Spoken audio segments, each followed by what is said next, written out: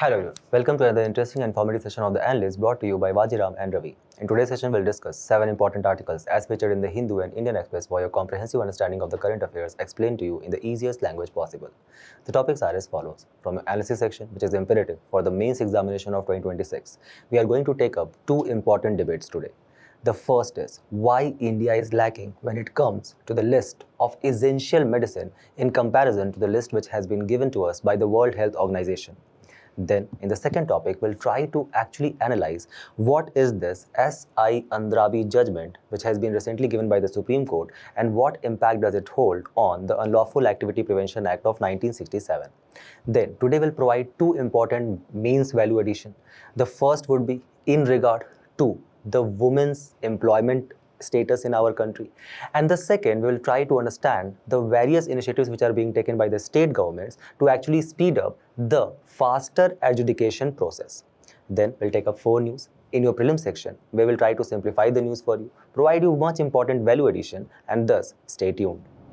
Where the article highlights the issue of India's roster of essential medicine not being updated in nearly 4 years, causing adverse impact on our country's health ecosystem. A debate which we are going to assess in this particular topic. The topic which forms an important component of your GS2 paper under the larger theme of health sector and related issues. So what is the context of the news today?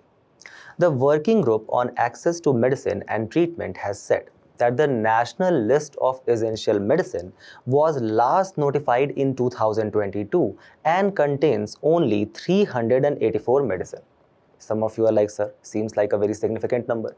Yes, indeed. But the World Health Organization's model list of essential medicine has been updated 2 times since then, in 23 and 25, and by the working group's count, now runs to a revised list of 523 medicine. So there are approximately 139 such essential medicines which actually appears on the World Health Organization's essential list but do not appear in our country's essential list of medicines. Some of you would be like, okay, what are these essential medicines at first place? Let's try to understand that. So the national list of essential medicine is a curated list of medication which is actually compiled and released by the Ministry of Health and Family Welfare, where they actually prioritize those drugs which are critical for the vital healthcare ecosystem of our country. The healthcare ecosystem which basically sustains the demographic dividend and thus is sine qua non for achieving the idea of Viksit Bharat by 2047. So the drugs who are actually have a proven efficacy that they can cure certain kind of diseases. The drugs which have a good efficacy ratio, that if we are going to use such drugs, we can actually expect results in the shorter span of time. And also they are very cost effective or pocket friendly to the people. So any such medicine, when it is included in the essential list of medicine, they are basically listed as scheduled drugs. And by the very their automatic inclusion in the list itself, the National Pharmaceutical Pricing Authority enforces a strict price ceiling on them to actually make the healthcare affordable for our country and thus to overall reduce the out-of-pocket expenditure by the people on the healthcare. Thus, such essential list of medicines are basically stocked and dispensed free of cost in various public hospitals and healthcare centers. Keep this in mind. So, for example, this is your national list of essential medicines, 2022. 34 editions were done in that year, taking the tally to 384. For example, the essential list of medicine contains your ivermectin, which is basically an anti-infective, or bedaquiline, which is actually used to cure tuberculosis. Or for example, your lamivudine is actually used as a HIV medicine. So keep this in mind that what are the issues when it comes to the listing of essential medicines in our country. First and foremost, there has been no comprehensive change in India's national essential list of medicines since the year of 2022. So there exists a gap of almost 139 such essential medicines which actually appear in the World Health Organization's list but not in our country's list, and thus we are basically trailing behind the global benchmark. Now some of you will be like that, theek hai, some diseases are not there, right? Some medicines are not there in the list, right? What is the problem? The problem is that some major absentees of this list includes 17 active cancer treating agents and 4 essential cancer medicine. Or for example, 9 monoclonal antibodies which are vital for cancer are entirely absent from this list. So basically, let's say for example, if there is a large scale population of our country which is facing such serious health issues and they require such vital drugs, such essential medicines, they cannot actually avail that at a free cost or a lower cost from the public hospitals. Why? Because they are not included in the essential list of medicines. And thus there is a monopoly on such various cancer treating drugs by various pharmaceutical industries and private companies, where they actually sell these drugs at a very hefty cost. Some of it will be like that, theek hai, right? Why we are earning for take care of our health only, we can pay. But not most of the people keep this in mind.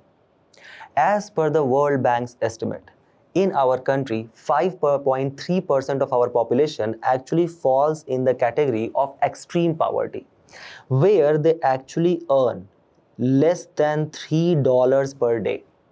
Or for example, as per UNDP's multidimensionally poor index of 2023, 16.4% of our population, that constitutes more than 23 crore people, they are multidimensionally poor, where they do not have a specific house to live, where they do not have adequate nutrition, where they do not have adequate money in their pocket to actually take care of their healthcare expenses. And thus they are largely dependent on the state to provide them various kind of healthcare ecosystem and services. In fact, if we refer to the household consumption expenditure survey of 23-24, the share of food of the population which was living in the rural areas, their 47% of the total consumption expenditure was still directed towards the food itself, right? Just for the basic survival necessity itself. Imagine the other expenses which they have to, let's say for example, send their kids to the school, to actually provide them adequate health care, to actually provide them a good lifestyle or a good meaningful livelihood. For all of the other expenses, they are only left with 53% of their income. Some of it will be like that, theek hai, maybe in the rural areas this kind of poverty is lying, or let's say for example in urban areas the ratio might be entirely different. Bilkul nahi. Even in the urban areas, 39% of the share of the total consumption expenditure was directed towards food itself, just for the basic survival necessity itself. So don't you think there exists a large scale population in our country which we can actually assess from these three datas, who do not have enough money in their pocket to actually kind of afford such large scale costly drugs, because they are not included on the essential list of medicine. Now look at the National Health Estimate of 21-22. The out-of-pocket expenditure on the health itself accounted for 40% of the total health expenditure. And thus the idea or the ambition which we embarked upon under the National Health Policy 2017, which was to reduce our out-of-pocket expenditure on health to 35% by 2026, actually seems a kind of a far distant reality right now. So when we have understood this issue of various medicines which are absent from the national list of essential medicine, and how on certain drugs there exists a kind of a monopolization by the pharmaceutical industry, let's now try to address the theme of the article, and that is India as a pharmacy of the world itself. Where very recently there was an editorial in the Hindu which talked about that how the pharmaceutical industry's advancement in biologics, specialty generics, and artificial intelligence driven technologies are actually redefining the healthcare solutions worldwide. So in this context, if a question comes on pharmaceutical industry, start your introduction by stating that how our country is the third largest in the terms of volume of production of various kind of generic medicine, of various kind of vaccines, such as for example the one which we built during the COVID pandemic, or for example the various kind of biotechnology products. and we rank 11th largest in the terms of value of the pharmaceutical products which we actually produce in our country. The data has been provided to us by the Ministry of Commerce and Industry. The pharmaceutical industry, which is vital for the actual manufacturing of such various kind of essential medicines we are talking about. So in our country, there exist more than 3,000 pharmaceutical companies, such as, for example, your Dr. Reddy Laboratories you might have heard about, or Cipla you people might have heard about. The largest market capitalization when it comes to the pharmaceutical ecosystem of our country is actually done by a company called as Sun Pharmaceutical Industries. And there exist more than 10,500 drug manufacturing facilities. Thus, as a country, we account for more than 20% of the global supply of generic medicine. So just to give you a context, 40% of the total generic medicine which is required by the state of USA is actually sourced from our country. Or for example, 60% of the total vaccine, even more than that, which is actually required for the World Immunization Program or Universal Immunization Program, an initiative of World Health Organization, also comes from our country itself. At this instance, also keep in your mind that India is the second largest supplier after China, the second largest supplier of various biotechnology and pharmaceutical related professionals in the world as well. So we sell pharmaceutical products to more than 200 countries, and we also hold the epithet of having the highest number of United States Food and Drug Administration approved plants outside USA. Our export in the year of 2025 actually amounted to $30.47 billion. So for example, if you look at the exports which we are having, it is almost increased by 8.36%. Last year, it actually increased by 9.4%. Keep this in mind. The projection is that by the year of 2030, the pharmaceutical industry itself will amount for almost $130 billion of export. And thus, when we are saying that by the year of 2047, our country is going to become a $30 trillion economy, the 1 by 30th share of that, or $1 trillion, will actually come from one single industry, and that is pharmaceuticals in our country. And thus, using these facts, we can very easily prove that yes, indeed, we are the pharmacy of the world. However, not everything is bright and shine when it comes to us upholding this epithet that yes, indeed, we are the pharmacy of the world. Because there are several factors which actually undermine the potential of our pharmaceutical industry. The first and foremost is that various such countries to which we export our pharmaceutical products, they actually put a very strong allegation against our country that we produced substandard and contaminated drugs. A very grave example of that actually comes back in the year of 2022. When a cough syrup, which was actually made by an Indian pharmaceutical company, led to the death of more than 70 innocent children in a West African nation, that was Gambia, which actually brought us humiliation at the global platform. The issue was so severe that the World Health Organization in response had to launch a global medical health alert against the use of such cough syrup, which was actually produced by Indian pharmaceutical company. So the question which shall be coming in your mind is why? Why at one instance we are holding the epithet that yes, indeed, we are the global pharmacy of the world. And on the other side of the coin, we are also being alleged that we are producing this substandard and contaminated product. The issue arises from the prevailing lacunas which exist in the Drug Cosmetic Act of 1940 itself. Where, try to understand this, that majority of the pharmaceutical companies which exist in our country, when we are talking about this more than 3,000 pharmaceutical companies and more than 10,500 DMUs or drug manufacturing facilities, try to understand this, that majority of them actually falls in the category of micro, small and medium enterprises, where they have very less oversight and regulation, where there exists a large scale informal workforce, where, for example, there is very less technology upgradation which has taken place over the years. And these were also the exact issue which was also highlighted by the United States Food and Drug Administration when they provided several cautions related to the pharmaceutical industries working in our country. Such as, for example, how there exists a complete absence of any written procedures in these MSMEs or pharmaceutical MSMEs, or the lack of scientifically sound laboratory controls. The procedure for sterile drug products are not well established, written and followed. There exists lack of training and education for employees which are engaged in such manufacturing process.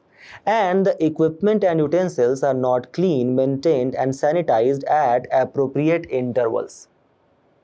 So let's say, for example, the Indian authorities, they take the cognizance of this issue which has taken place in Gambia, and they say that theek hai, koi baat nahi. We are basically going to penalize the culprit, and thus we are going to set up an example in the pharmaceutical industry. So they basically go to penalize this cough syrup company.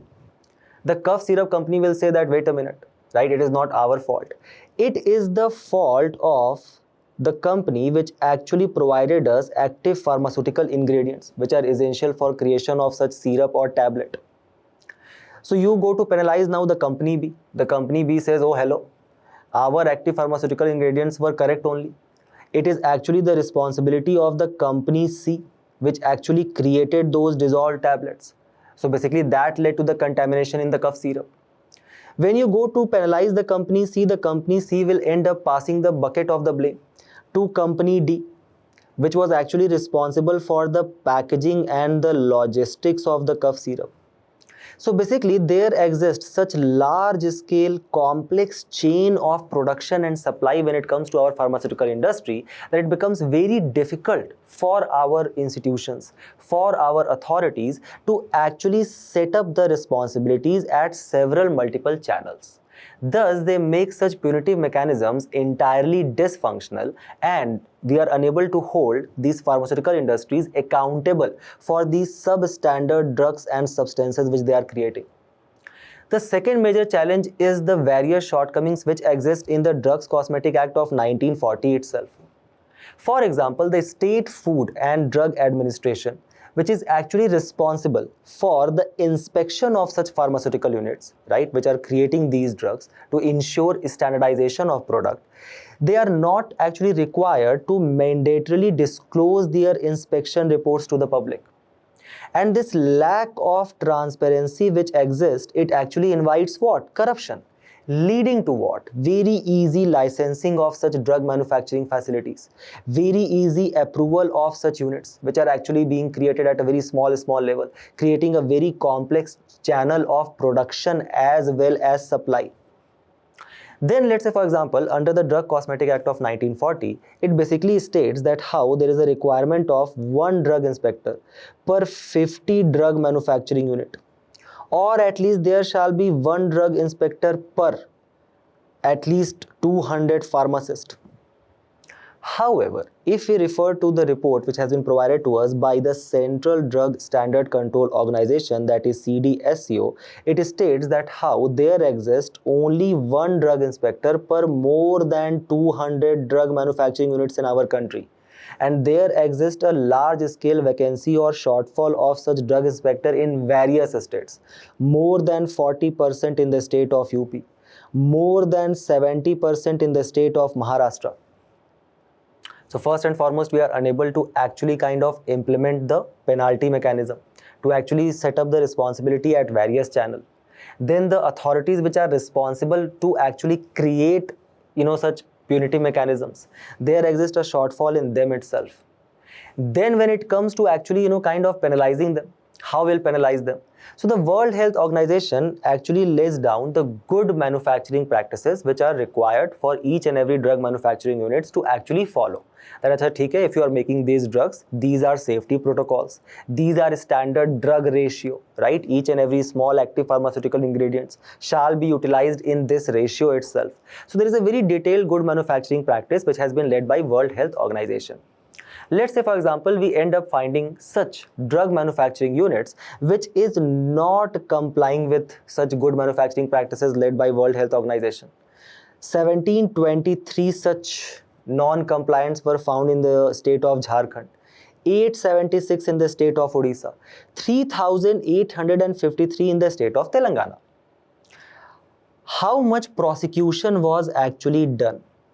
0.4% in Jharkhand, 0.6% in Odisha, and a mere 0% in the state of Telangana. And this is the implementation of punitive mechanisms from the side of the various authorities which are required to control the standardization of the product.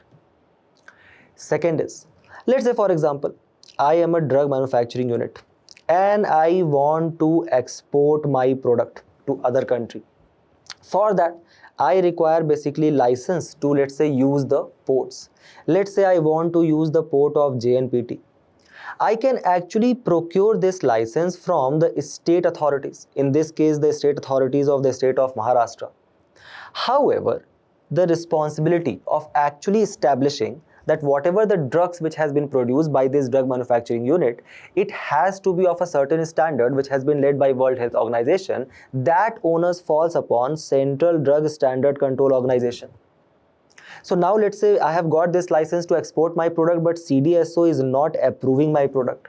On the other hand, the state authorities are actually pushing for my product because they want the exports to increase, to actually earn more revenue. Don't you think there exists a tussle between these authorities itself at the central and the state level? Second, what will happen that if such tragedy, like how it occurred in Gambia, if such tragedy occurs, they will start passing the bucket of the blame. The issue of multiple regulations at various levels which exist. Second is what is happening that just like for example how we were discussing that 139 essential medicines, they are not included in our national list of essential medicine. There is a reason for that. Because these large scale, big pharmaceutical manufacturing units, they are actually taking the patent rights or intellectual property rights of such drugs which they are creating. Why? Because they work on the concept of profiteering or profit maximization. So for the purpose of profit maximization, what these drug manufacturing units or companies do, they end up taking the copyright or patent right of such various drugs which they create, let's say for example cancer.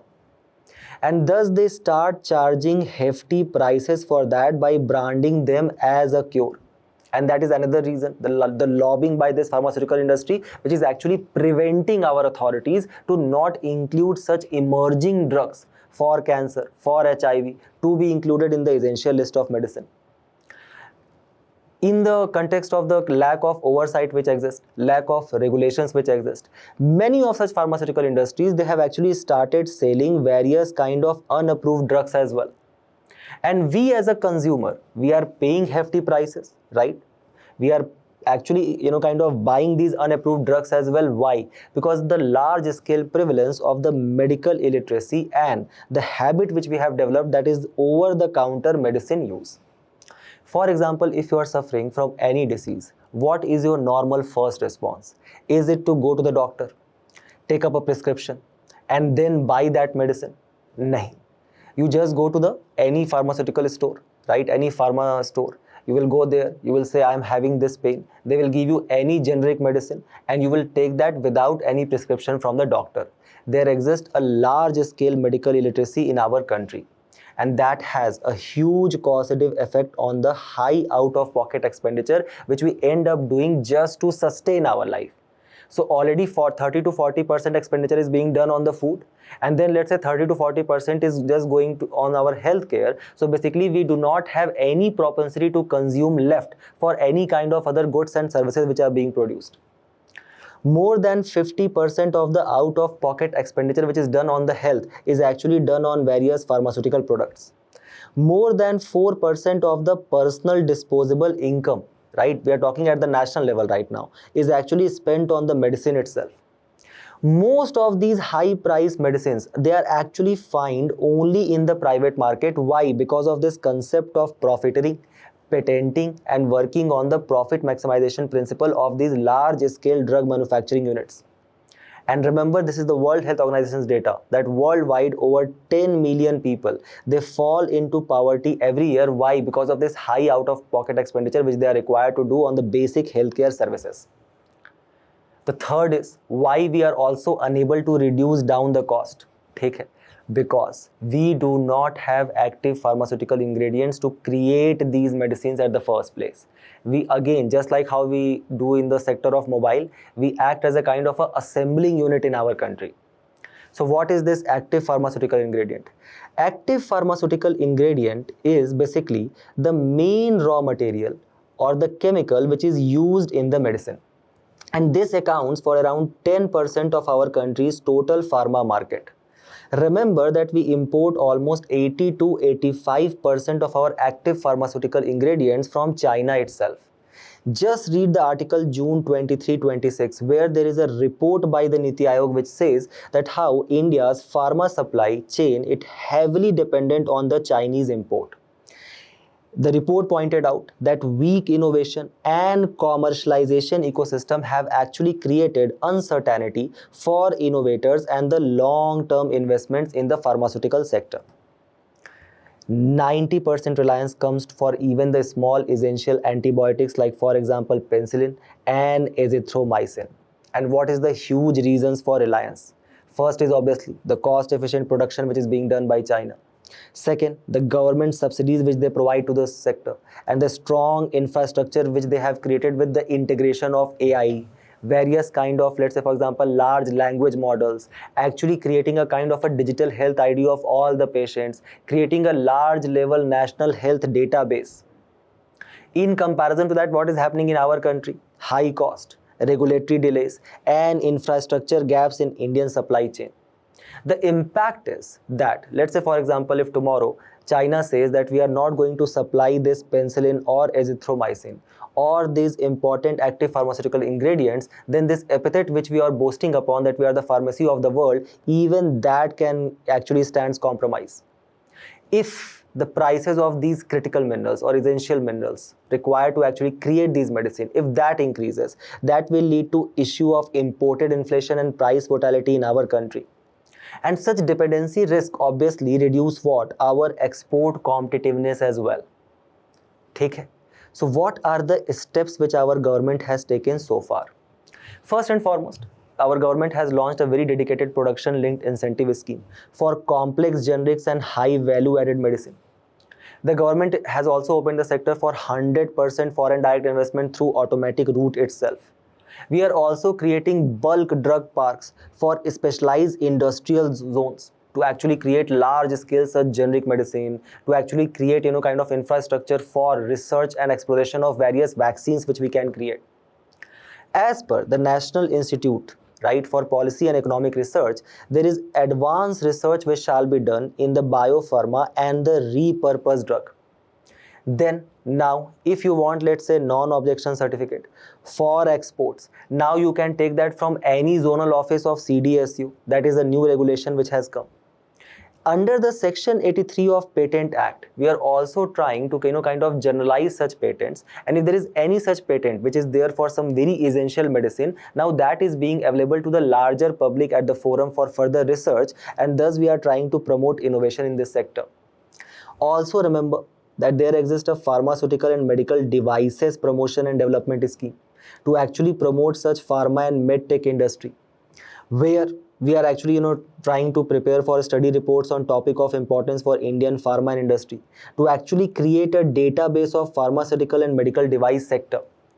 Write all of this in your effective way forward and just try to attempt this particular question. We move forward to the next news, where there is a very important judgment today which is under the discussion. Two important judgments. One judgment is being used by the government. The government is saying that look at this judgment, we are following this judgment, we cannot provide bail to Umar Khalid.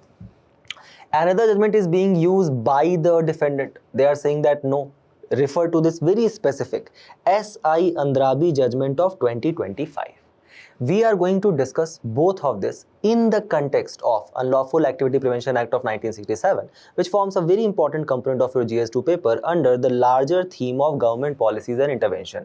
It is also in the news. Why? Because Center has listed 6 Indians and 17 Pakistani nationals as terrorists under the Unlawful Activity Prevention Act. Thus, taking the list of such person who has been designated as terrorist under UAPA to almost 80 people now. Keep this in mind. How such listing is done? We will see all of that. And to understand that, we'll try to understand the Unlawful Activity Prevention Act of 1967. Now try to understand this, that our constitution under Article 19 actually provides you 6 fundamental freedoms. One such very important fundamental freedom is freedom of speech and expression, which you people can actually utilize to raise your grievances against the state, as it is being done by the protesters at Jantar Mantar who are protesting under the banner of Cockroach Janta Party. But you have to keep one thing in your mind, that any such speech shall not be provocative in the nature that it ends up disrupting the public order, or let's say for example in any way it acts detrimental to the idea of national security and sovereignty of the country. So to actually prevent any such speech and action which can act detrimental to the larger sovereignty of the country, the government actually brought Unlawful Activity Prevention Act of 1967, specifically in the backdrop of the various separatist movements which were taking place in the northeast part of our country and the Naxalbari uprising which took place in 1967. Okay. Now, what are the provisions of Unlawful Activity Prevention Act 1967? Something which we discussed in the last lecture also. This time we'll try to just brush them up in a much more detailed format. So first and foremost, let's try to understand what constitutes an unlawful activity. Any action of an individual or association which intends to bring cession or secession of Indian territory. So let's say for example, there is a particular reason. Here there are certain people who are trying to incite the masses to actually separate this region from the larger union of the country. Then that will be considered as an unlawful activity, such as for example the Khalistani movement, or for example the Greater Nagalim movement, or for example any such speech or activity which disclaim or questions our country's sovereignty and integrity and causes the disruption of harmony or public order. Now, at this instance, ask yourself a question. Does there exist any uniform legal definition of public order? The answer is nahi. So thus, by the very virtue of this prevailing ambiguity in the legal definition of public order, don't you think it basically ends up opening a Pandora box in the front of the government where it can curb any kind of activity or speech by saying that it is detrimental to the larger idea of sovereignty and security? The answer is yes. This is one of the major issue, and that's why UAPA keeps on featuring in the newspaper. Then there was an amendment which was done in 2004, by which it included for the first time the term terrorism in the provision of the act as well. Under section 3 of the UAPA, only central government can declare any association as unlawful, as it has done for example CPI-ML, SIMI, Lashkar-e-Taiba, Jaish-e-Mohammed, etc. Remember that the provisions of UAPA is applicable to both citizen as well as a foreign national.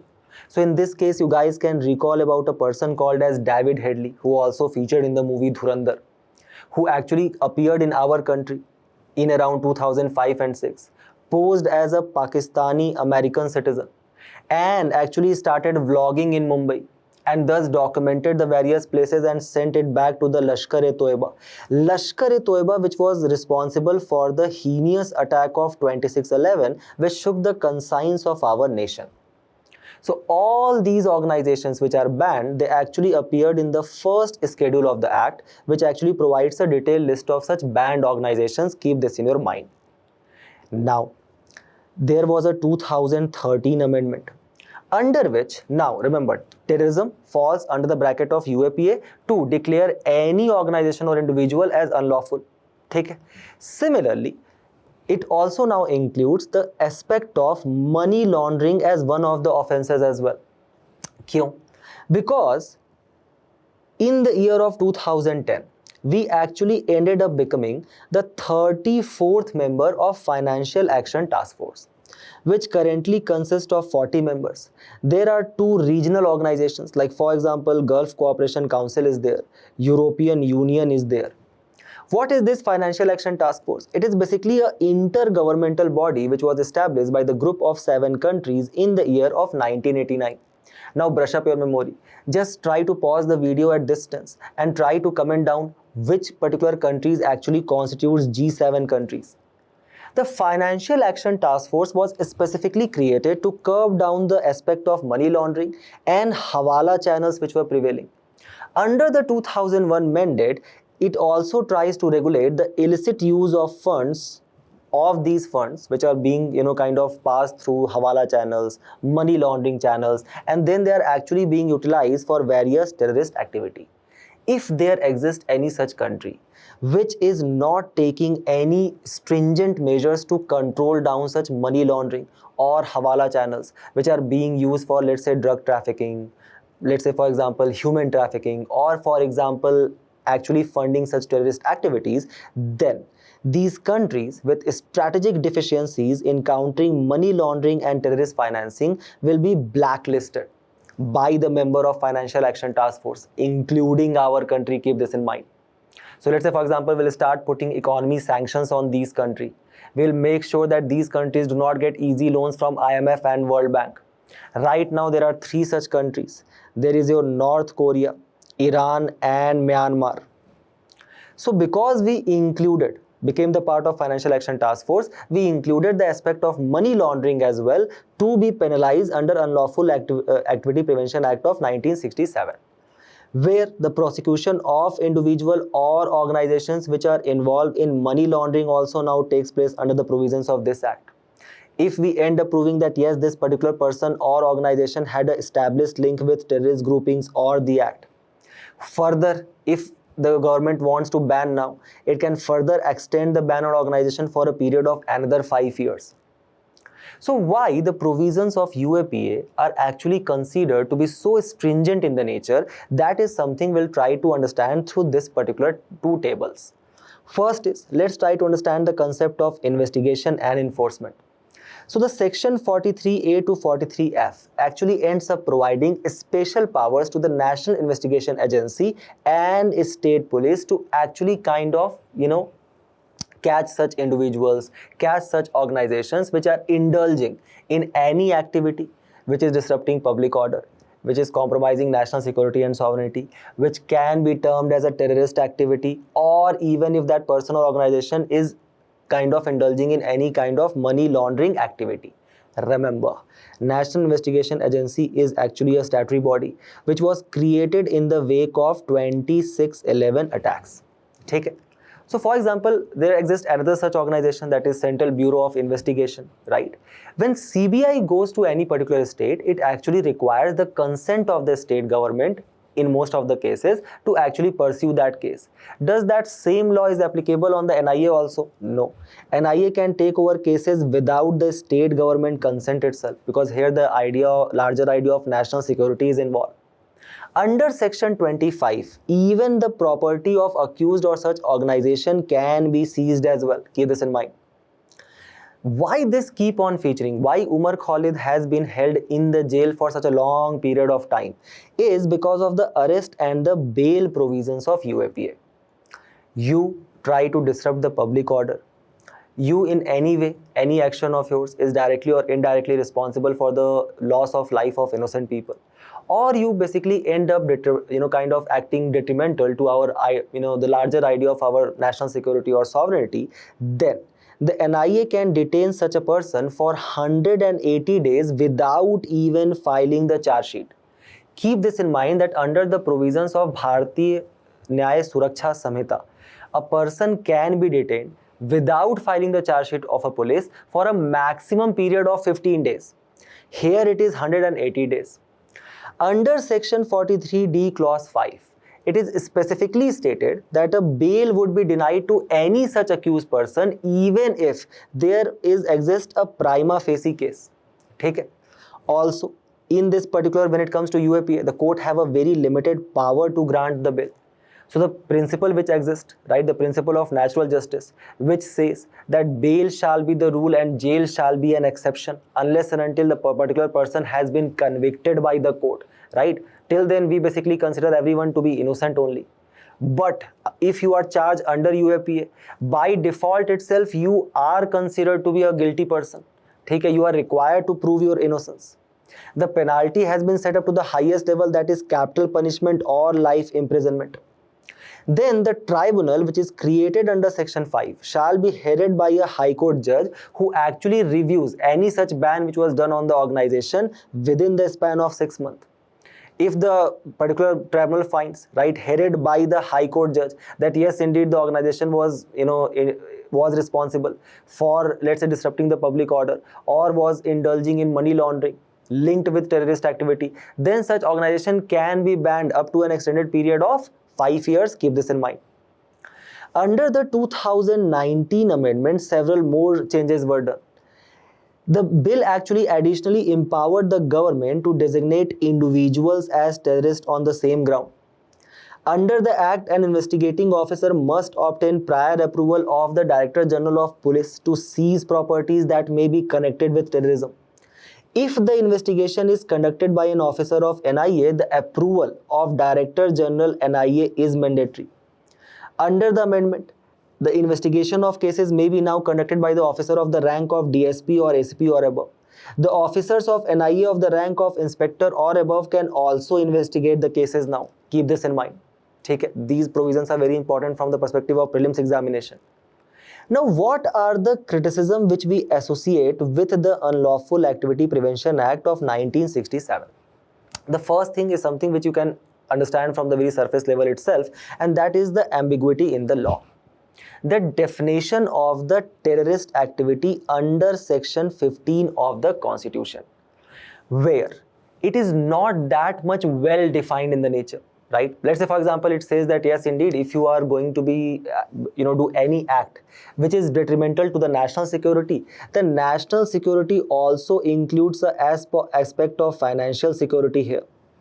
If you end up compromising the financial security of the country, then you can be charged under the Unlawful Activity Prevention Act. So such broad and overarching provisions of the Act, sometimes there can be chances that it ends up crippling the voice of reason also. So many of the NGOs, many of the opposition parties, they actually accuse the kind of unfair use of UAPA by the ruling government. Doesn't matter which ruling government exists at that point of a time. They actually end up crippling any such strong rising opposition voice, and they do that under UAPA, where that particular individual or organization can be banned or arrested for a period of almost 6 months without even filing a charge sheet. So it almost acts as a concept of preemptive arrest and detention.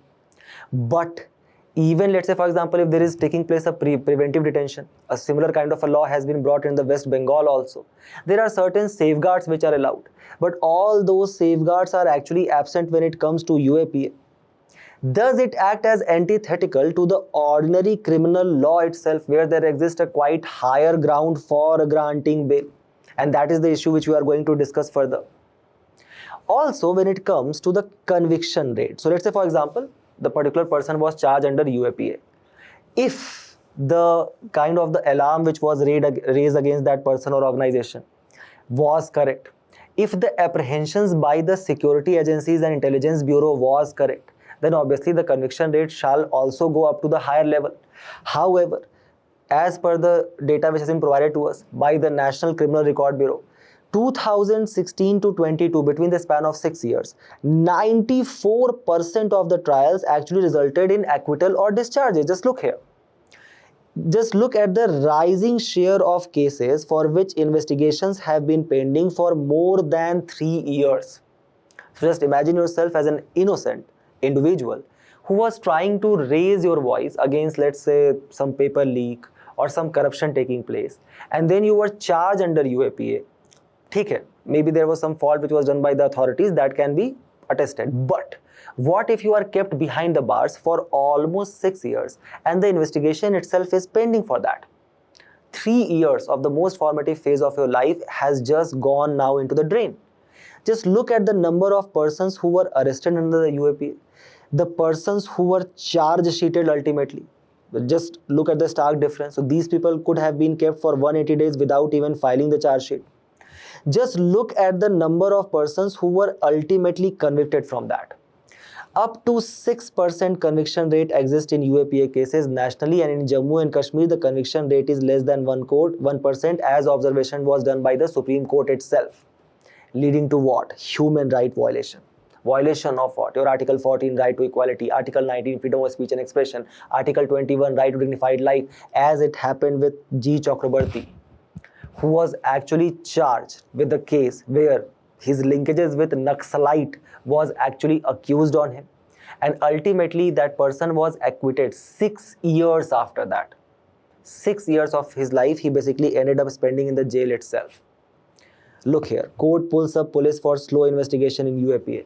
Half of UAPA investigations are pending for over 3 years. Use these data when you people are writing in your answer. Now let's come to the debate which has actually featured today. What is this SI Andrabi versus NIA Judgement? Let's try to understand that by the series of precedents which has been set by the Supreme Court when it comes to UAPA.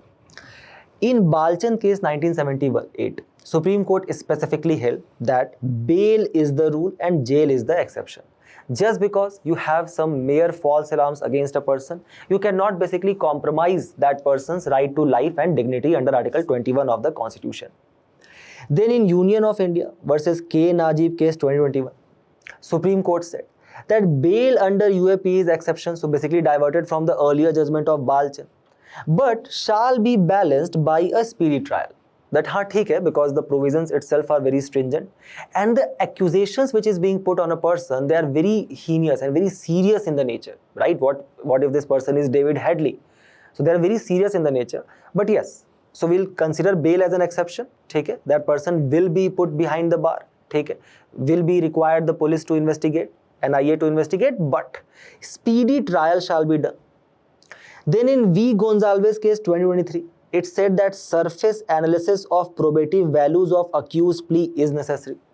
So for example, if the defendant, if the accused person and the defendant is actually providing some good, let's say for example, plea, or let's say for example, good evidences to prove that no, I do not have any linkages, then even that shall be considered.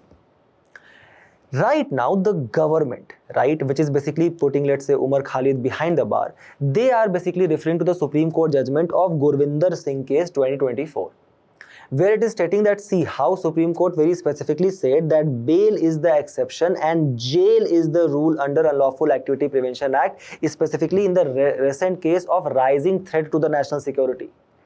The defendant is stating SI Andrabi versus NIA Jammu, that no, Supreme Court very recently has held that right to personal liberty and speedy trial cannot be subservient to the provisions in section 43D clause 5 and thus disapprove the earlier stand in Gurvinder Singh. So this right to personal liberty and speedy trial shall be applied to the Umar Khalid also.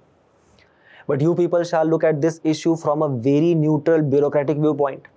You shall provide good way forward by quoting Law Commission of India report of 2018 that if prima facie no case exists under section 43D clause 5, then bail shall be given by the court.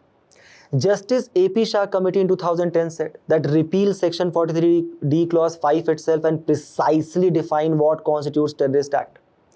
NIA review committee 2018 provided for robust protection of accused. And very recently, the Vidhi Center for Legal Policy has suggested to introduce pre and post facto judicial or independent oversight for the application of the UAPA provisions. Keep the suggestions in your mind, use them in this particular question, and we move forward to the next news. Where if a question comes this year around judiciary, around tribunals, or around alternative dispute resolution mechanism, first and foremost, we can actually start our answer by stating that how Bihar government has actually announced plans to set up more than 100 fast-track courts for the prompt resolution and control of cases related to crime. Why Bihar government is taking such a step? So, in your answer towards the right side, we can actually use such graphs, which will actually attract the interest of the examiner. We can actually show them, that how. Just look at the number of civil cases which are pending in Supreme Court, The civil and the criminal cases, more than 68,000. More than 3 crore 56 lakh 11,127 criminal cases are actually pending in the district and subordinate courts. To actually dispose a criminal case, there are more than 7.3% criminal cases which are pending in Supreme Court for a period of more than 5 years. 5.8% such cases in high courts, and 9.5% such cases in the subordinates and district courts. Remember this. Use this graph in your answer whenever it comes to a question on judiciary and the issues. So what are the steps which has been taken by the government, or let's say for example Supreme Court itself, for the faster adjudication process? First is the e-courts mission project, where the courts are actually focusing on the digitization of court records and judicial process to actually enable e-filing, virtual hearing, online case status, as well as digital orders. Then there is a creation of a national judicial data grid, a real-time database of pending and disposed cases across the courts to help actually identify bottlenecks and monitor pendency trends. The alternative dispute resolution mechanism for the promotion of arbitration and mediation through what? Lok adalats and fast track courts. Fast track courts to be created for a very specific purpose or specific cases, like for example Right of Person with Disabilities Act 2016. Then there are virtual courts, hearings which is also being done, expansion of online hearings, digital proceedings to actually reduce the delay which is caused by the physical appearance requirement itself, right? Effective use of technology. Suggest all of this whenever it comes as a kind of a way forward when you are writing for the issues which are prevailing in the Indian judiciary system, or if you have to write about the efficacy of the tribunals as well as alternative dispute resolution mechanisms in our country. Keep this article in your mind. As a second means value addition, there is a very beautiful article today which talks about that how, let's say for example, there are women in our country who are actually living in big cities, right? So these big cities, they are actually providing a large scale employment opportunities to the women, right? So there exists a large, kind of a scale of economic opportunities which are rising in the cities for the women, specifically with the emergence of orange economy. Can anybody tell me what is the definition of orange economy? Another probable question for this year mains examination. So the article basically tells us about a report that is labor market dynamics in million plus cities, which is published by the National Statistics Office, according to which the women secure more job as percentage of their population in comparison to men in urban cities. However, the gender disparity in the income prevails.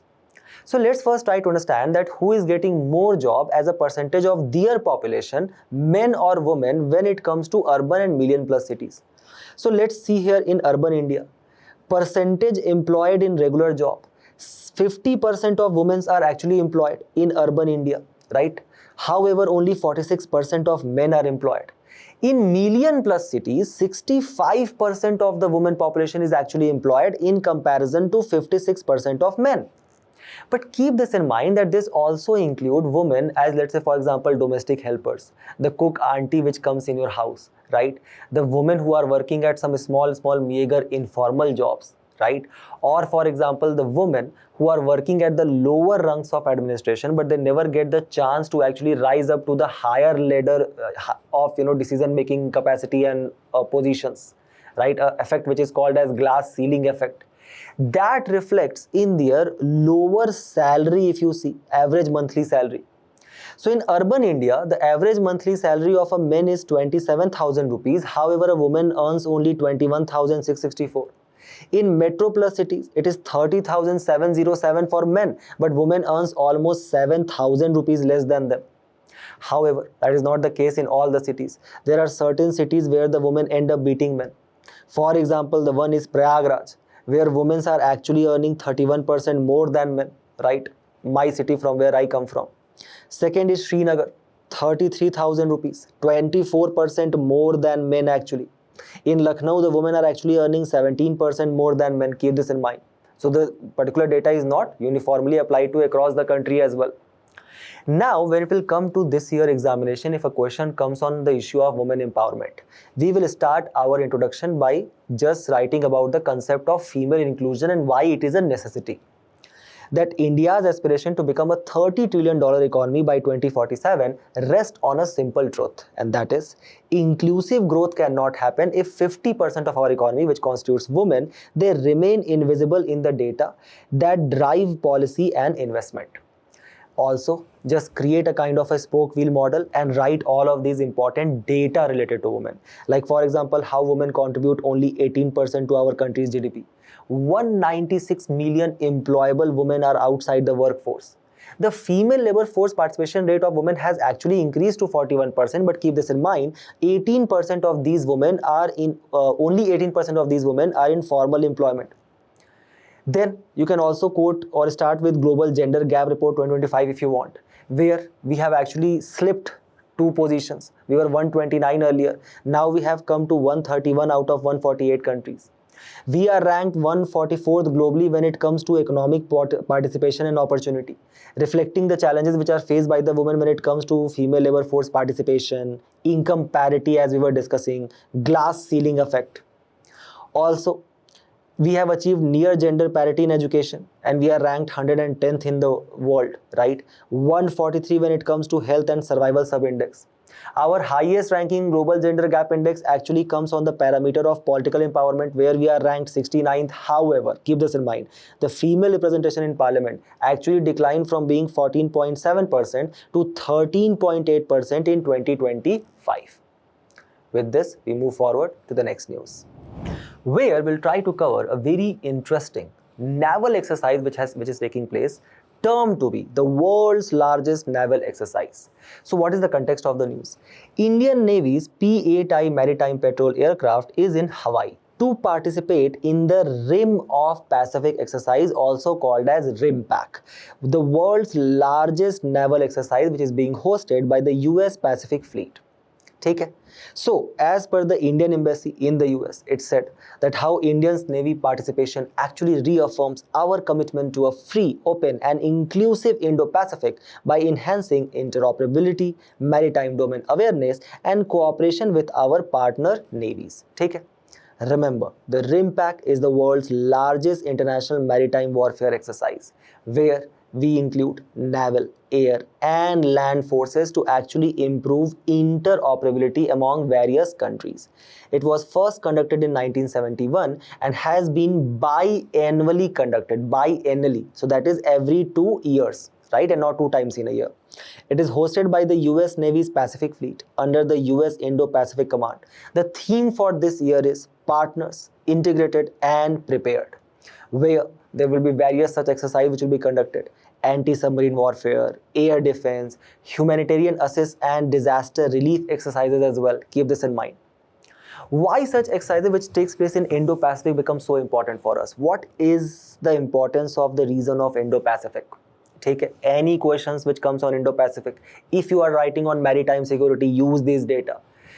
As per the Observer Research Foundation, there is no uniform internationally accepted definition of what constitutes Indo-Pacific, but as per Observer Research Foundation, it consists of 38 to 40 countries with 65% of global population, which generates over 60% of the global GDP. Also, 46% of world's merchandise trade and 55% container trade actually passes through the Indo-Pacific. When we talk about the Indian Ocean, which actually surrounds our country, right? Our country, which is termed as Jambu Dweep in Ashoka's time period. Ashoka's rock edict also says that he is the Chakravarti Samrat of Jambu Dweep. Jambu Dweep is basically surrounded by ocean from 3 sides. It contains 30% of container traffic, with 1 lakh ships actually traversing Indian Ocean every single year. 80% supply of global oil demand on daily basis passes through Indo-Pacific, and it contains various important maritime bottlenecks and sea line of communication such as Strait of Malacca, which basically connects your Andaman Sea to South China Sea, Bab el Mandab, which basically ends up connecting your Red Sea to the Gulf of Aden. Very important map today, right? At least take a screenshot of this. Strait of Hormuz, which connects your Persian Gulf, as you guys can see here, to the Gulf of Oman. This is where your Strait of Hormuz is. These are your all important ports which Iran has on Strait of Hormuz. Keep this in mind. Also, if you guys can list down which countries border the Strait of Hormuz. Then comes your Lombok Strait. Very important strait, if you guys can see here. Here is your Lombok Strait. It ends up connecting your Java Sea to Indian Ocean. Then there is Sunda Strait as well, right? Java Sea to Indian Ocean. So keep all of these important straits, the Strait of Malacca, Gulf of Aden, your Bab el Mandab, your Strait of Hormuz, as well as your Lombok Straits. These are going to be very important places in the news for the next year. Take it. So just remember all of them. ठीक है, any question can be asked from this.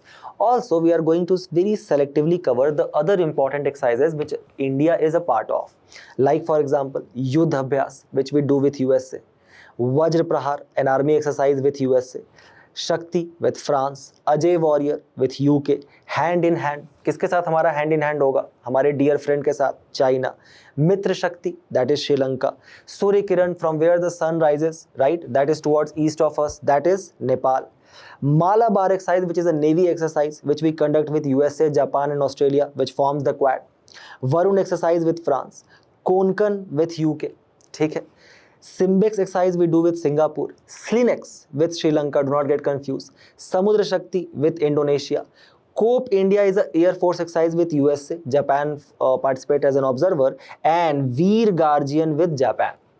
Remember these exercises, remember these straits, remember the important points about Indo-Pacific Ocean, and we move forward to the next news, where we'll quickly try to learn some interesting facts about a very important scheme of the government which also featured in the last year mains examination, and that is UDAN, or Ude Desh Ka Aam Nagrik. The context of the news is that our Prime Minister launched the next phase of UDAN and inaugurated Jodhpur's airport's new terminal building in Jodhpur. ठीक है? As per the Union Minister of Civil Aviation, the scheme marks the beginning of a new chapter in India's aviation journey. So since its launch in the year of 2016 under the Ministry of Civil Aviation, the UDAN has transformed the Prime Minister's vision of Hawai Chappal se Hawai Jahaj into a national movement by making air travel affordable, accessible and aspirational for every Indian, thus working on the three important A's. The fact sheet for prelims can be that it covers 669 routes across the country, is currently functional on the 95 airports, heliports and aerodromes, where till now it has facilitated almost 1.66 crore passengers.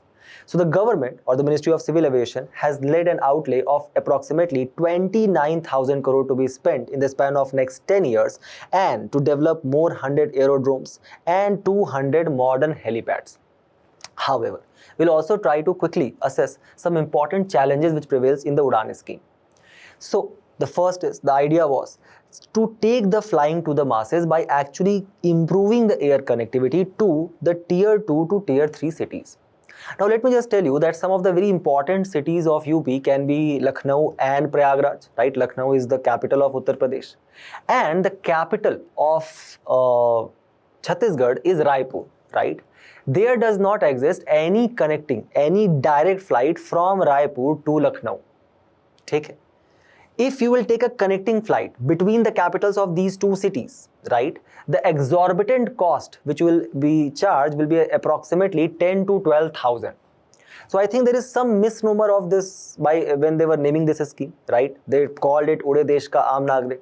However, they were trying to say that Ud ke Dikhaye Desh Ka Aam Nagrik. That would have been much more accurate. ठीक है? The idea was that the airlines, they will actually end up selling 50% of the seats at the flat rate of 2,500 rupees per hour of the flight. And the government will actually provide a viability gap funding or a subsidy for 50% of this seating capacity in the aircraft. Then the cost which is borne by the Indian airlines which are flying on the non-regional connectivity scheme route, the RCS levy or the regional connectivity scheme levy of 15,000 rupees will be provided by the government per departure. Airlines further pass this levy on their passenger on non-RCS flight, right, expensive routes, right, where the people who are traveling are businessmen and thus they can afford it. The viability gap funding share was also put on the state government as well. They were responsible for 20% of the share. However, the scheme has not been able to actually come into the fruition as with the magnanimity as it was envisaged, which can also be seen that how in the budget 2023, the total outlay was 1244 crore. However, that was reduced to a meager 502 in the year of 2024. Initially, 479 routes were launched. 225 have actually ceased their operations itself. Also, there exists a low occupancy problem. 128 routes were considered to be commercially unviable by the airlines themselves. They basically highlighted the operational constraints, short runways, lack of night landing facilities, inadequate terminal capacity, insufficient ground services. And thus, because the sector has not been able to actually turn into profitable, right, for a large scale airline, you guys can recall the example of Kingfisher, there also exists a kind of a detriment when it comes to the private investment. So remember these issues, remember the salient features of UDAN as well as the recent initiative which is being brought by the government, and we move forward to the next news. So there is this whole debate which is taking place around the ethanol 20 mix fuel. So ethanol 20% mixture which we are actually putting in the petrol, right, and its functioning.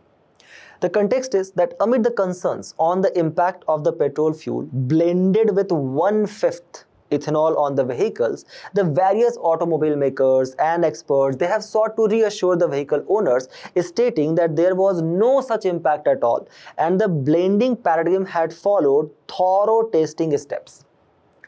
So why this idea of blending actually came at the first place? It came with National Biofuel Policy 2018, which basically took up a very ambitious target that by the year of 2030, the 100% petrol which you are using, let's say 1 liter of petrol, 200 ml of that will be actually consist of ethanol, right? That is basically a biofuel.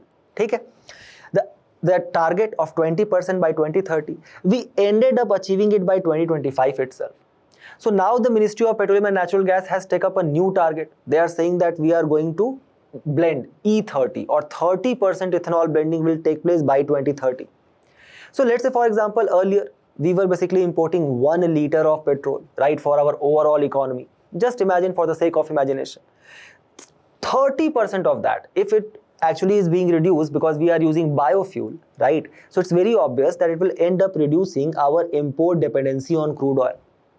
And as per the Minister of Petroleum and Natural Gas, it actually ended up reducing the import by almost 238 lakh metric tons and led to the enhancement of our balance of payment, right? We ended up saving 1.4 lakh crore rupees in foreign exchange.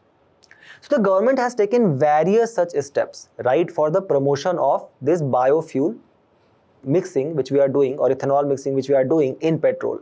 For example, this particular ethanol is now sold at notified administered price for ethanol, and the oil manufacturing companies are required to mandatorily procure this ethanol from domestic sources itself. The government has also given the directive under the PLI scheme for the development of flex fuel engine under PLI scheme, where the engine can very swiftly work on ethanol as well as petrol. What are the other initiatives taken by the government of India to promote biofuel? One is sustainable alternative towards affordable transportation, right? For that purpose, various compressed biogas from agricultural and municipal solid waste is actually being created. Long-term purchase agreement is being signed with oil manufacturing companies. The idea is that this will actually end up further adding to the farmers' income. Jeevan Yojana is there for the production of ethanol from various lignocellulosic biomass, for which purpose the government is also providing viability gap funding for setting up such various 2G ethanol plants. Then you guys can recall the Govardhan scheme, which was launched in the budget 2023. The idea was to actually create biogas and compressed biogas plants in rural areas to reduce open dumping and methane emission. The focus was on the concept of waste to wealth. Similarly, there is a RUCO initiative by the Food Standard and Safety Authority of India to channelize the used cooking oil towards biodiesel manufacturers, thus putting impetus on the concept of circular economy. Okay? Remember that we also have a very strong and functioning ethanol export policy, under which the government basically puts restrictive export regime. The ethanol exports are placed under a restricted category and require prior approval from the Government of India. Thus ensure domestic energy and food security is prioritized. Then export permissions are granted by an inter-ministerial committee comprising of the Ministry of Commerce and Industry, Petroleum and Natural Gas, Food and Public Distribution. So actually ensure coordinated decision making as well. The idea is to prioritize ethanol blending program. The domestic requirement for ethanol blended program is given the highest priority. So for example, export is allowed only after ensuring the adequate supply of blending target has been maintained. Further, the dynamic policy is based on the domestic availability. So export decisions are not fixed. They depend on factors like sugar production levels, food grain availability, fuel blending targets, etc. Keep these initiatives in your mind. Anyone writing mails, use these initiatives as well. And we move forward to the next news, where we'll just quickly try to learn about some very important cultural and rural festivals which are celebrated in our country. The context has been provided today by the annual Hind Kesari Pedgaon Bailgada Sharyat or bullock cart race once again showcased Maharashtra's deep-rooted rural sporting tradition, attracting more than 1,000 entrants and thousands of spectators from across the region. Pedgaon has earned a reputation as one of the most prominent and prestigious venues on the state's bullock cart racing tracksuit or circuit, drawing competitors and enthusiasts year after year who vie for the unmatched glory. So remember that such bullock cart festivals, right, or the bull races which takes place, they had a purpose behind it. So they basically take place in the post-harvesting season, where these bullock carts or bulls, they were actually made to run on the ground, thus kind of tilling the soil. Right? So remember, all of these festivals, traditions, they also have some scientific purpose behind them as well. Okay? What are such important bullock cart race? Such as, for example, Kila Raipur Rural Olympics takes place in the state of Punjab, celebrated by the Jat and the Sikh community. Rekla Vandi Ottam, which takes place in Tamil Nadu, celebrated by the Thevars and the Velalars. Jallikattu, which takes place in Tamil Nadu, celebrated by the community of Maravar, Kallar, Thevar, etc. Kambala in Karnataka, which is celebrated by the Thuluva and the Vokalika community. Edla Pandelu, which takes place in Andhra Pradesh and Telangana, celebrated by the Reddys and the Velamas. Kala Puttu, which basically is celebrated in the state of Kerala, not specifically by any particular tribe. And the Balada Jatra, which is celebrated in the state of Odisha, specifically by the Kondh tribe. Kondh tribe, in the context of modern history, is also responsible for a very important tribal revolt which was actually launched against the Britishers. Can anybody tell me what that specific rebellion is called as? And with this, we have reached to the end of our discussion today. Do not forget to attempt the questions at the end of the video and test your knowledge. We will meet in a very interesting discussion very soon. Till then, all the very best for your preparation and thank you.